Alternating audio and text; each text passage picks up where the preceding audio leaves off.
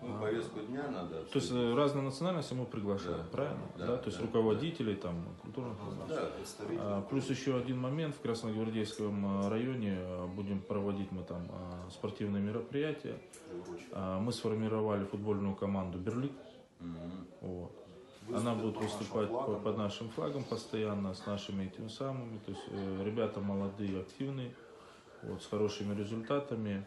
Вот Абдураим провел с ними переговоры, то есть они все готовы вступать в Крымберлиги. Вот, то есть это наши сторонники, молодое поколение.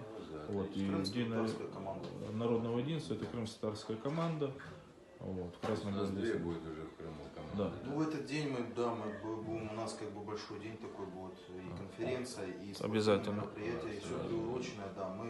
И мы, наверное, потом все вместе выйдем туда на место, где будут проходить эти все. Сейчас, да, с местным руководством власти уже как бы договоренность мы достигли.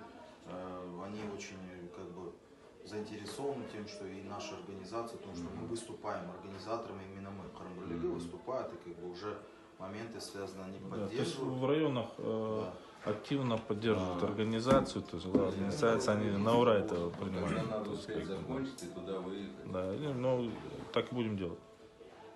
Все в планах, поэтому так и сделаем. Ну, повестку дня мы еще обсудим. Самое основное — Спасибо, конференция. заканчиваем эфир.